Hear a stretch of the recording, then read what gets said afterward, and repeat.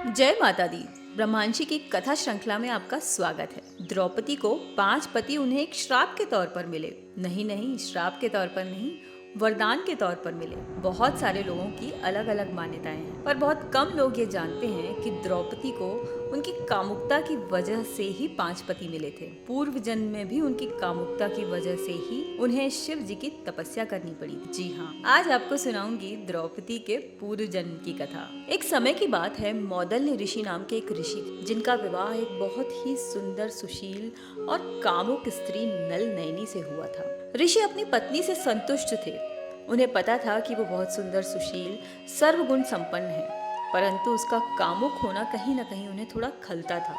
उन्हें ये भय सताता था कि कहीं और कोई भी तो नहीं है जो इनकी इच्छाओं की पूर्ति करता है। और यही सोचकर उन्होंने जाने क्यों उसकी परीक्षा लेने की ठानी, और केवल नल नयनी की परीक्षा लेने के लिए अपने तप के बल पर वो कोढ़ी हो गए, यानी ऐसे रोगग्रस्त हो गए जिसमें वो कुछ भी करने के लिए असमर्थ हो रहते थे। बिना किसी कारण अक्सर क्रोधित हो जाया करते थे। नल नयनी पर किसी न किसी बात पर कोई न कोई दोषारोपण करके उसे परेशान किया करते थे। पर नल नयनी पतिव्रता की तरह अपने पति का बहुत ख्याल रखती थी, उनके सभी नखरे उठाती थी। नल नयनी हर रोज ऋषि के भोजन करने के बाद उन्हीं की थाली में उनके छोड़े हुए भोजन में और भोजन मिलाकर भोजन किया करती थी। एक बार जब ऋषि भोजन कर रहे थे तो उनकी एक उंगली अचानक हाथ से छूटकर भोजन में जा गिरी। अपनी आदत के अनुसार नल नयनी ने खाने में से उंगली बाहर निकाली और खाना ऐसे खाया जैसे कि कुछ हुआ ही न हो। इस बात से ऋषि बहुत प्रभावित हो गए, परंतु नल नयनी की परीक्षा अभी खत्म नहीं हुई थी। अगली परीक्षा लेने के लिए ऋषि ने नल नयनी से कहा कि मुझे किसी और स्त्री के साथ यौन संबंध बनाने की इच्छा है। अब तुम ही हो जो मेरी इच्छा की पूर्ति कर सकती हो। नल नयनी को बड़ी हैरानी हुई, परंतु फिर भी पति की इच्छा तो पति की इच्छा।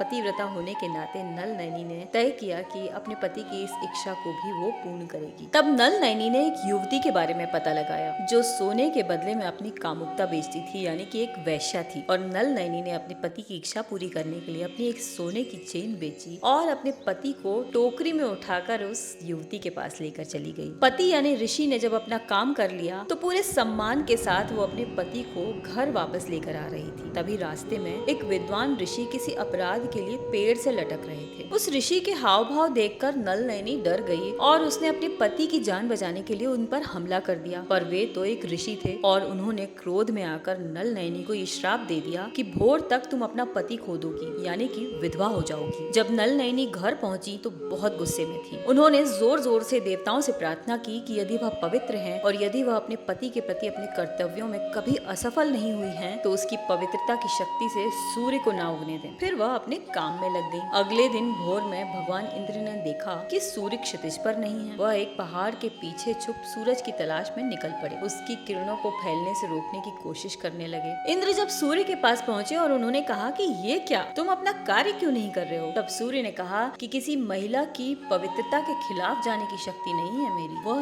नल नयनी के शब्दों से विवश थे। तब सभी देवताओं को सारी बात पता चली और देवता फांसी पर लटके उस ऋषि के पास पहुंचे और उनसे प्रार्थना करी कि आप अपना श्राप वापस ले लीजिए। और इस तरह नल नयनी के पति की मृत्यु को बचाया गया। मौदल्य इस बात से बहुत प्रभावित हो गए और अपने युवा स्वरूप में वापस आ गए और नल नयनी से कहा कि वह अपनी इच्छा अनुसार कोई भी वरदान मांग सकती हैं। तब नल नयनी ने ऋषि से 5 अलग अलग रूप धारण करने और उनका आनंद लेने के लिए कहा। तब कई वर्षों तक दोनों ने यौन सुख का आनंद लिया, लेकिन नल नयनी को पर्याप्त आनंद नहीं मिल सका। वहीं एक समय ऐसा आया जब ऋषि का इन सब चीजों से मन भर गया और उन्होंने ये तय किया कि वो अब जंगल जाकर तप करेंगे। लेकिन नल नयनी की इच्छाएं तो खत्म होने का नाम ही नहीं ले रही थी और वो ऋषि के इस विचार से बिल्कुल सहमत नहीं थी। ऋषि को अब नल नयनी पर बड़ा क्रोध आया और क्रोधित होकर उन्होंने कहा कि तुम्हारी कामुकता की वजह से मैं अपना जप तप नहीं कर पा रहा हूँ, इसलिए तुम्हें अब श्राप देता हूँ कि तुम्हारी एक कामुकता कभी खत्म ही नहीं होगी और अब अगले जन्म में तुम्हें 5 पतियों के साथ रहकर कई कष्ट उठाने पड़ेंगे। ऋषि का श्राप सुनकर नल नयनी बहुत डर गई। वहीं ऋषि तो चले गए जंगल और साधना करने लगे, परंतु अब नल नयनी भी जंगल चली गई और उन्होंने भगवान शिव की साधना करना आरंभ किया। तब भगवान शिव भी नल नयनी की साधना से प्रसन्न हो गए और प्रकट होकर उन्हें वरदान दिया। तब नल नयनी ने उनसे कहा कि मुझे एक पति चाहिए।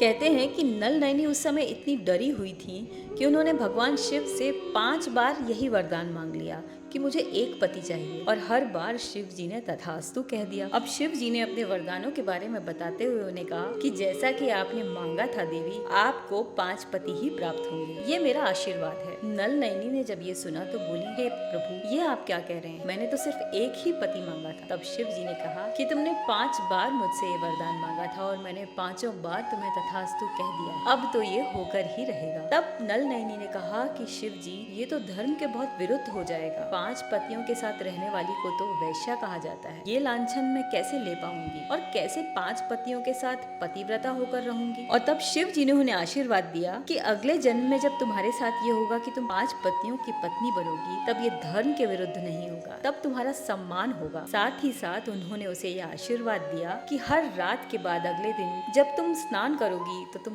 कुंवारी हो जाओगी, यानी हर दिन तुम कुंवारी होगी। इस तरह किसी भी पति के पास जाने में तुम्हारा पतिव्रता का व्रत भंग नहीं होगा। और शिव जी के इस वरदान की वजह से ही पांचाली 5 पति रखने के बाद भी धार्मिक स्त्री ही कहलाती थी, साथ ही पतिव्रता भी माना जाता था उन्हें। तो ये थी द्रौपदी के पूर्व जन्म की कथा। कैसी लगी बताइएगा जरूर।